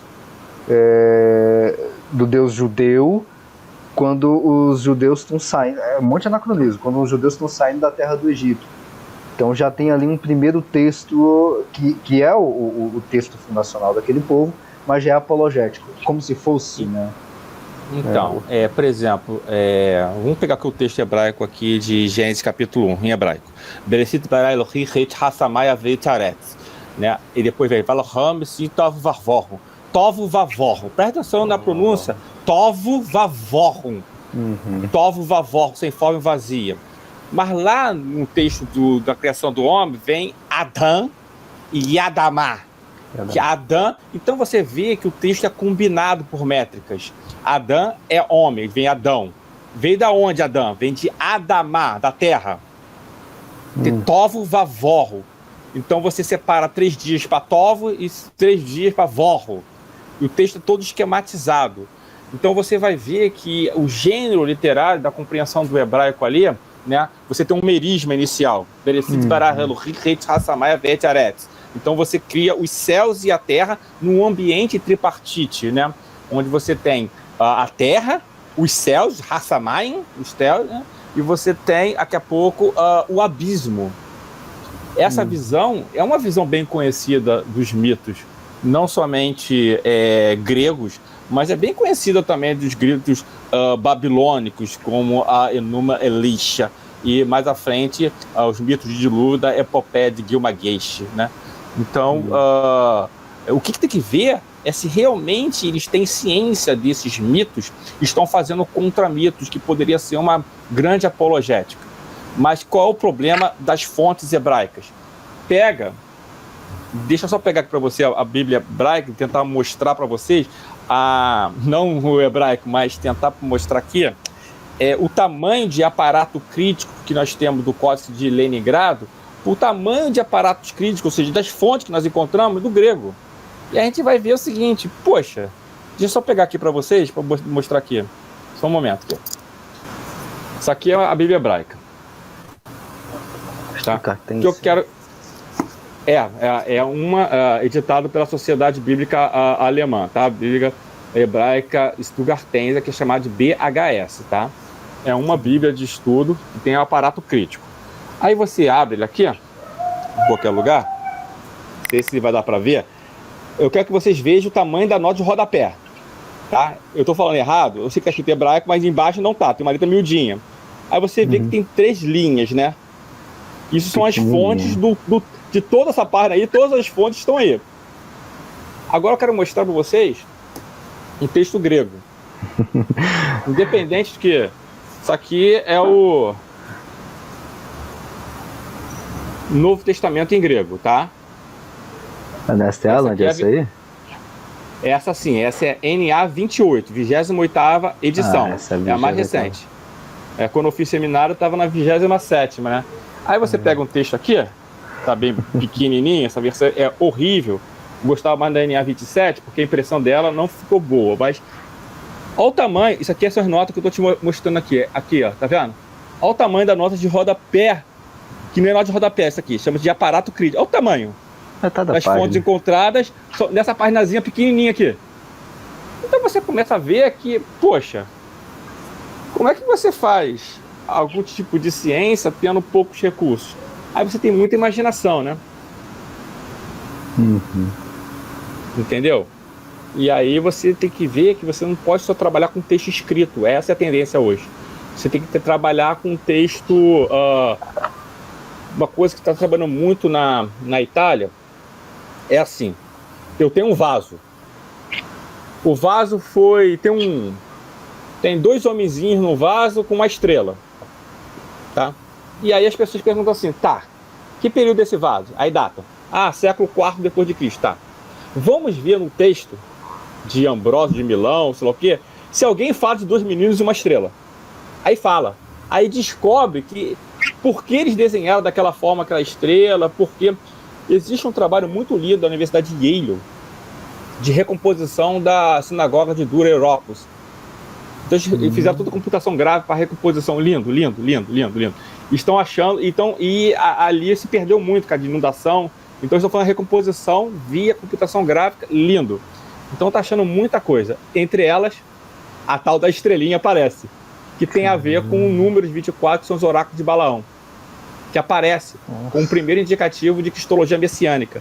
Leia um texto que eu escrevi, se puder, na revista Teologia Brasileira, sobre questão se existe uma interpretação messiânica em Ronfaia, que é um termo grego que significa espada, no Apocalipse 19:15. E aí eu vou lá no Antigo Testamento mostrando como é que se faz esse tipo de análise. Tá? Então, tá na revista. Se você botar a revista Teologia Brasileira, se existe uma interpretação messiânica em Ronfaia, rapidamente vocês encontram aí, tá? Mas não sei se tem outras perguntas, mas estou aí para. Então, você falou, você aconselhou o Alexandre a assistir a primeira palestra. Onde está gravada essa primeira palestra? E aí é com o Alexandre. Tá no. Eu vou pegar aqui e vou colocar o link, mas está no canal do Núcleo. Eu vou pegar aqui e vou colocar aqui no chat. Então essa de hoje foi a segunda. Foi a segunda, sim. São 4, tá? São 4. E lá, na realidade, tá todas as reuniões que a gente faz. Eu nunca libero assim no mesmo dia. Às vezes eu libero no mesmo dia, às vezes no dia seguinte, até pra ver se o pessoal aparece no online, né? Mas todas as reuniões nossas são gravadas, aí eu coloco lá no canal. Geralmente eu coloco só a apresentação, mas aí, dependendo das perguntas, da discussão e tudo mais, eu acabo colocando um pouco mais de conteúdo que aparece. Entendeu? Mas a apresentação completa sem divertir. Deixa só eu fazer uma observação aqui. Eu comecei estudando Alice McGrath, né? A teologia natural dele, né? E eu acho muito importante, gente, hoje. Ele falou que eu acho que ele deu uma palavrinha falando que ia se aposentar, né? Mas não sei se ele vai se aposentar mesmo, né? Mas eu acho muito interessante dar uma olhada no livro de Alice McGrath. O Alexandre tem uma exposição da ciência de Deus, acho que o livro todo, acho que o ajuste fino do universo, ele tem né? Acho bem bacana. E uma outra coisa bem interessante, que é esse meu lugar de fala que eu gostaria. Eu faço parte da academia, né? Então, na academia, ela é uma universidade de pensamento, você é muito bem-vindo. Mas existe às vezes uma Weltanschauung, né, como os alemães falam, uma cosmovisão, às vezes, na área de humanas, muito materialista, e na área das ciências exatas, muito naturalista, né? Recentemente eu publiquei uma resenha do livro do Alice McGrath, chamado Deus, a projeção mental de uma divindade violenta. De como ateus e neo-ateus estão interpretando hoje que Deus é violento, por isso não devo crer. E aí eu faço um jogo de palavras utilizando o Feuerbach, que quando diz que Deus é uma projeção de nossas mentes, e perguntando para Feuerbach no final, usando o livro do McGrath, se essa proposição também não seria uma projeção da minha mente. Esse texto é um texto é um texto pequeno, de 3 páginas, mas é um texto que, assim, que é para jovem universitário, sabe? Que eu acho que, gente, assim, a BC2 está aqui, vamos dar para esse pessoal ler esse texto, esse tipo de texto, pode tirar meu nome, sabe? Mas está na revista da Federal de Juiz de Fora. É um texto, assim, que faz a pessoa refletir, que às vezes as pessoas chegam na universidade e entendem assim, poxa, entrei na universidade e a igreja está tudo errado, me enganaram. Eu acho que tem gente dentro da igreja que pensa um pouquinho diferente. Então esse texto vai ver que esse desafio dessa pergunta faz que, poxa, parece que não faz muito sentido, né? Qual é o título do texto? a projeção mental de um deus, de uma divindade violenta. E o texto e o livro que for resenhado, ele é base de um livro resenhado. O livro resenhado foi Deus Não Vai Embora, do Alice McGrath. Tá? O livro é excelente, é um livro popular para jovens, tá? Escrito para jovens, universitários. Eu acho que é muito bom, sabe, para gente dessa análise crítica. Eu posso passar o texto para o Alexandre. O Alexandre bota no grupo depois, tá, Alexandre? Pode Beleza. ser assim? Eu mandei aqui no chat os 2 artigos que você falou, o da teologia brasileira e esse. Mas eu baixo o PDF e mando lá no grupo também. Tá. Mas a ideia desse texto do Juiz de Fora, que trabalha esse livro excelente do McGrath, é justamente essa minha preocupação. Uma preocupação lícita, sabe? De pessoas que muitas vezes saem da igreja, vão para a universidade e comete a híbris. Se torna uma pessoa que já pode julgar, sai da sofrosine, né? Ultrapassa os limites, achando que já pode julgar toda uma história do cristianismo porque ela entrou na faculdade e ela está no seu primeiro ano de física. Nossa, ela já sabe até limite. Nossa. Ela sabe até L'Hopital, né? Não, se souber o limite, mas com quantas reprovações? Tem que ver esse detalhe. Gente, só para falar que eu sou teólogo, mas também sou engenheiro nas horas vagas, sabe? Tinha alguém que levantou a mão aí para falar? Quem é? O Marco. Fui eu. Manda aí. Foi, eu... Justamente, você citou o Alistair McGrath, e justamente eu vi a publicação do Grupo de Ciências Naturais e vim aqui por conta de compreender melhor da onde que ele faz essa ressignificação da teologia natural, né? Como você apresentou, ela tem que ter uma primeira origem para ter uma segunda interpretação. E essa do McGrath é por conta que a gente está estudando o livro que você comentou, O Ajuste Fino do Universo, no grupo local da BC2 em Campinas. E agora a gente tá terminando ele, né? Mas a gente deu uma rápida pincelada em um capítulo que ele fala dessa transição da teologia mística para civil e depois para natural. Da teologia natural mística para uma teologia civilis, né? Teologia civilis, não sei se o termo é mais assim, para depois falar de uma natural, propriamente dita. Mas essa apresentação com essa... Para ter essa noção justamente de onde surgiu o termo, as origens reais do termo, foi muito boa para conseguir entender agora como que o McGrath vai tentar ressignificar a teologia natural. Então, esse é o tema da nossa 4ª palestra, né? Que é sobre a teologia tripartite, né? Teologia tripartite, que ela é a teologia mítica, estou falando em latim, mítica, teologia mitikon, que essa palavra é grega, mas foi latinizada nos textos de Varrão. Ele não ousa colocar mitikon no latim, e a teologia civilis, né, o civilis, né? Então essas 3 teologias faziam parte da chamada teologia tripartite, né? O conceito, então, é o seguinte, que nós estamos num ambiente onde vai se trabalhar, aí é um pouco complicado, porque a gente vai trabalhar ser e essência. São 2 conceitos que eu só quero falar que isso existe. E ser e essência está onde ser e essência se beijam na filosofia, é onde está o Criador. Só que se ser e essência for desvinculada, você começa a ter uma filosofia do ser e uma filosofia da essência. É isso que acontece na modernidade. Tá? Só aceita isso nesse momento. Na modernidade tardia, ou que alguns chamam de pós-modernidade, não vamos ter esse ser e essência, eles vão ser ressignificados. Então preste atenção, você no primeiro tempo você tem uma filosofia do ser, no segundo tempo você tem uma filosofia de essência, a filosofia do ser tentando buscar o ser, não a essência. No segundo momento, na modernidade de Descartes, você tem uma filosofia da essência buscando o pensar em Deus. Aí já está perdendo muito. Tá? Pensar em Deus, os argumentos não provam a existência de Deus, mas provam que você consegue pensar em Deus. Esse é o ponto. E aí vai ter uma crítica na modernidade tardia por uma filosofia não não do ser e não da essência, mas uma filosofia da fala, do teu discurso, que é a chamada filosofia da linguagem. Eu estou tentando resumir demais.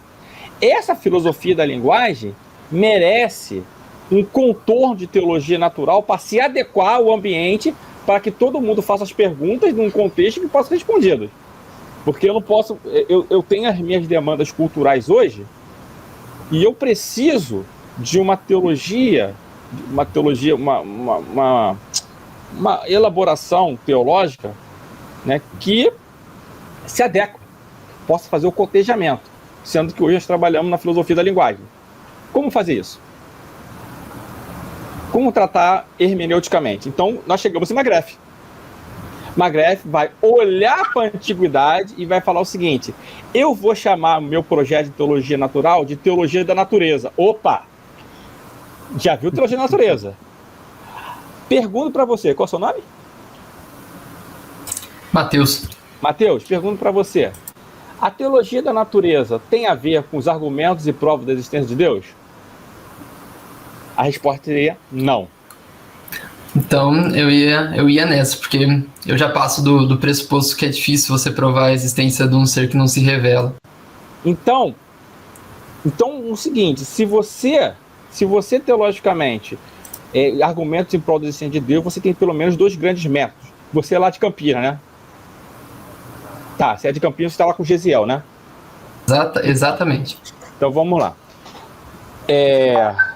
Então você tem os juízos a priori e os juízos posteriores. Você é filósofo?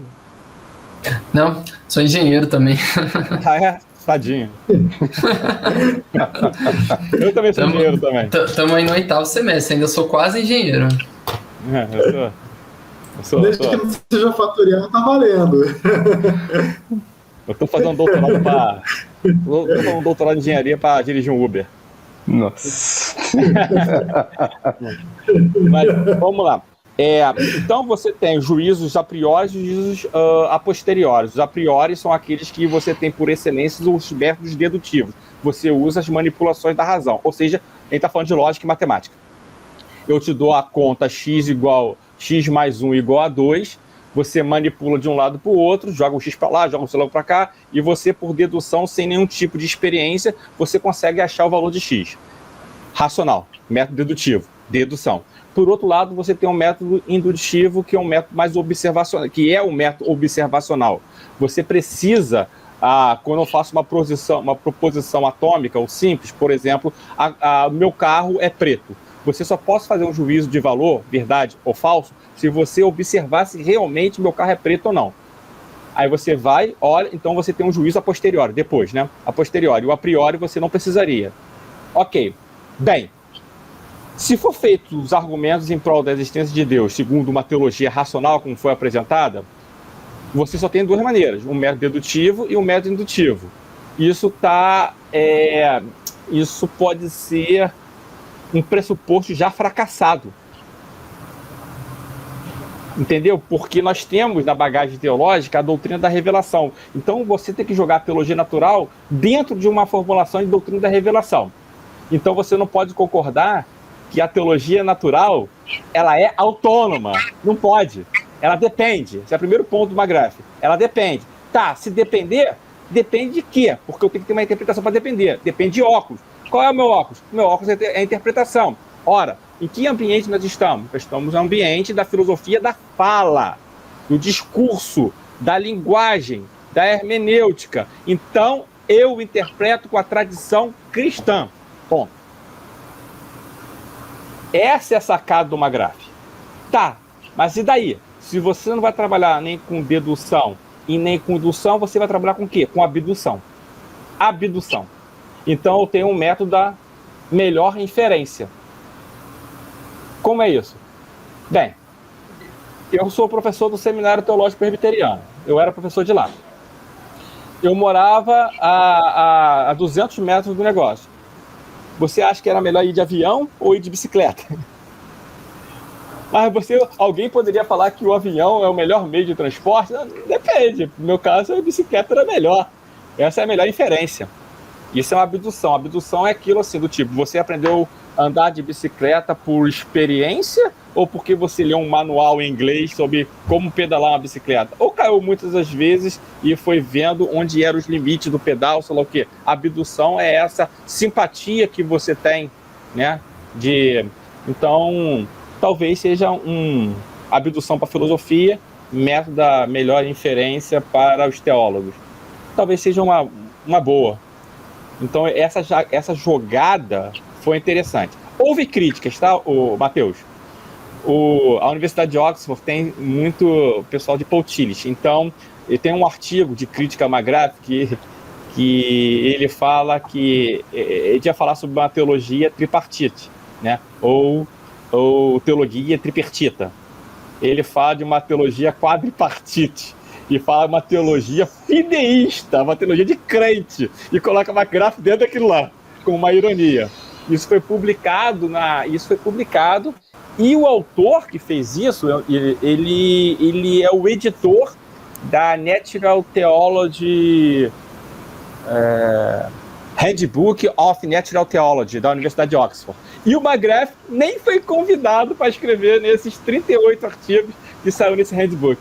Só para você ver como é a vida acadêmica. Alexandre que saiba, né?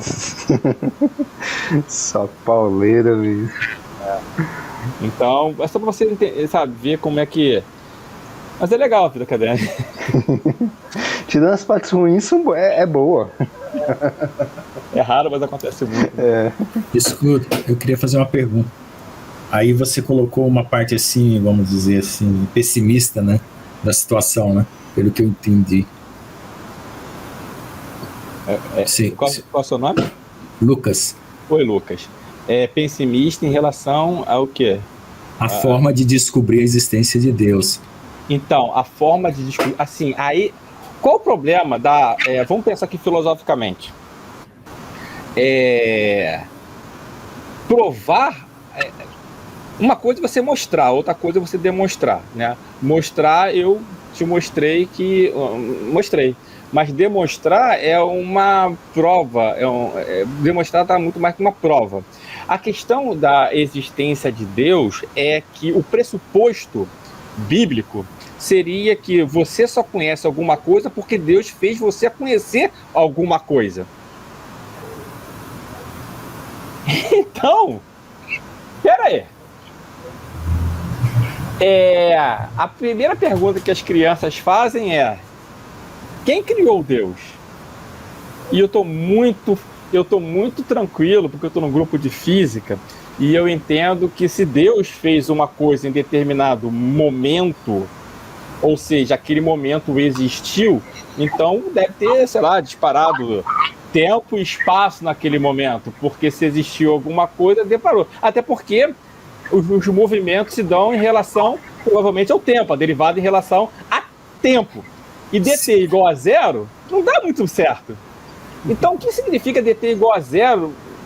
Não tem movimento. Então, antes de alguma coisa existir, filosoficamente pensando, é absurdo o conceito de autocriação. Porque a derivada de t não pode ser igual a zero. E essa derivada de t está no denominador. Espero que esteja falando para físico e engenheiro. Desculpa. Ô, Lucas, você é engenheiro? Eu sou formado em física. Beleza. Então, show de bola. Agora, então, mas é porque, assim, todos os seus argumentos estão encaixados dentro do campo lógico, ou seja, você não foge da lógica, certo? Certo, só que tem um probleminha. Agora a pergunta é o seguinte... pode colocar o probleminha primeiro. O meu segundo mestrado foi em lógica paraconsistente. É uma lógica não clássica que não obedece o ritmo das lógicas clássicas. Ok. A pergunta assim que eu faço é assim: se você tivesse estado presente no dia do Monte Sinai, como você pensaria tudo isso? Porque ali eu vejo que para o Velho Testamento foi o maior testemunho público de Deus, o Monte Sinai. O problema é que as pessoas não quiseram se aproximar. Só Moisés se aproximou, mais 70 digamos que você tivesse sido um dos 70. Como que você, com toda a sua lógica, pensaria hoje?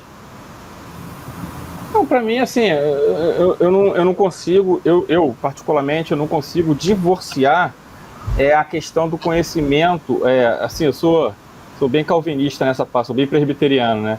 é que o conhecimento do homem é um conhecimento derivativo que Deus deu, né? Então, existe tuta, né? Então, o conhecimento, o conhecimento de Deus e do homem próprio é porque Deus revelou. Se Deus não revelasse, eu não saberia de nada. A questão parte da doutrina da revelação. Então, assim, tipo de lógica e todo tipo de articulação que eu faço em busca de um sentido, ele é derivativo e só tem sentido em Deus. Sim, mas é porque você está distante do momento histórico e você faz isso. Agora, se você tivesse presente no momento histórico com as ferramentas lógicas que você tem, como que você pensaria? Essa que é uma indagação que a gente tem que fazer. Porque, veja só, o que a gente faz? A gente começa a entrar no campo lógico e aí acaba virando um raciocínio circular. E a gente não pensa numa singularidade dentro dessa lógica para poder mudar e quebrar o raciocínio circular. Mas entendeu? qual o argumento que não é circular? Não, porque, veja, quando você fez essa apresentação hoje, por que ela está baseada aí a existência dos deuses? Nos poetas, certo? Sim, sim. Agora, digamos que existisse um Dawkins na época e dissesse que tudo isso era um delírio. Então precisava de uma experiência, certo? Eles já estavam tendo uma experiência. Hã? Eles já estavam tendo a experiência. Eu só não, assim, eu não sei se... Não, porque veja só, o que eu... esse filósofo que eu não conheço ele, Alistair McCarthy, McGrath. O que ele está fazendo hoje é criando uma argumentação que está sendo criticada, certo? Deixa eu só tentar colocar uma coisa que pode ser muito bom para o nosso debate. Toda pessoa que tenta argumentar, ela não começa o argumento do zero, não existe o elemento neutro. Então, ela parte do pressuposto de algumas coisas. Então, todo o nosso conhecimento é um conhecimento pressuposto. E para início de conversa, o meu pressuposto é Deus existe e a palavra de Deus ela é revelada. Certo, entendi. É pressuposto. Tudo bem, você pode ter o seguinte pressuposto. E aí aqui é um exemplo, tá? Apenas um exemplo. Eu não creio. Vou fazer o seguinte, o Docs fala... Qual é o pressuposto do Docs? Eu não creio em Deus e não acredito na palavra de Deus. Tá? É assim que começa o debate. Sim, mas é porque quando no meio da sua fala, você falou dos universitários que abandonam lá, né? Então, sim, aí é a questão de persuasão. Mas aí eles abandonam por quê? Por que a casa deles não estava bem sedimentada? Tá, essa é a ideia. Uma coisinha. Então, Lucas, né? Isso. Lucas. Então, pensa comigo aqui, e aí eu sugiro um livro excelente do McGrath, chamado Surpreendido pelo Sentido. Qual é a ideia? Então, vamos pensar o seguinte, e eu convido você a pensar junto comigo aqui. A coisa tem que fazer sentido. Se a coisa não fizer sentido, eu posso até aceitar, mas quando me catucarem, eu saio fora, eu pulo fora. Então, a ideia se a minha fé ela não é abalada, é aquela indagação lá na epístola de Pedro, né? Que esteja pronto para dar a razão da nossa esperança, que chama até de princípio apologético. Mas vamos lá. A ideia é o seguinte, eu estou indo para um UNB. Estou indo para a UNB, eu nunca fui para a UNB, a Universidade de Brasília, nunca fui. Mas eu estou em direção à UNB e já que eu nunca fui, eu estou realmente perdido. E por estar perdido, eu chego na banca de jornal mais perto e pergunto: onde fica a UNB? O cara vai chegar para mim e fala: fica ali, ali, ali, ali. Pergunta que eu faço para você. A pergunta que eu fiz para o jornaleiro tem sentido? Tem. Qual é onde essa pergunta não teria sentido? Se não existisse a UNB. Talvez não. Se eu estivesse na UNB. Entendi. Se eu estivesse na UNB, não teria sentido eu fazer uma pergunta: onde fica a UNB? Então, aí que tá, aí que eu quero chegar. Se a pessoa está imbricada na imanência, ou seja, está na UNB, Qual o sentido que faz isso? Nenhum. Então, as teologias contemporâneas, ela tem apregoado que não tem mais transcendência, tem somente a imanência. Por isso, não tem sentido em falar em Deus. Essa é a ideia. Por quê? Porque ela jogou a transcendência para fora. Só que a questão toda é que o sentido se faz na transcendência. Mas você está na imanência, você está fora da UNB, da banca de jornal, perguntando pela... Então essa pergunta faz muito sentido. Agora, se você está dentro da UNB e fala que seu mundinho é só o UNB e faz a pergunta, não faz sentido. Então todas as filosofias que existem hoje, as chamadas filosofias da imanência e as teologias da imanência, elas estão com razão quando elas falam que não tem sentido. A palavra sentido não tem sentido. Não tem sentido. Lógico. Elas já estão na UNB. E para elas só existe o UNB. Talvez é isso que nós temos que atentar. Então, se o jovenzinho, certo, é surpreendido por quaisquer filosofias ou teologias imanentes, e essas construções são razoáveis, mas ela só fala só de uma parte da moeda, a imanência. E cadê a transcendência? Ela vai negar a transcendência. Negando a transcendência, onde é que você coloca Deus? Aí vem a pergunta de Hans Jonas. Onde estava Deus em Auschwitz? Tá vendo o desafio que nós temos? Então esse livro, eu acho que eu aconselho fortemente leitura, sabe? Um esforço nesse livro do McGrath, Surpreendido pelo Sentido. Livretozinho, muito bom. Entendeu? Ele vai tratar justamente disso. Se a igreja não tem sentido, se a igreja é somente para ir para domingo, para lá, então realmente isso não faz sentido. Não sei se eu te confundi mais, Lucas, mas... Não. Acertou algumas coisas.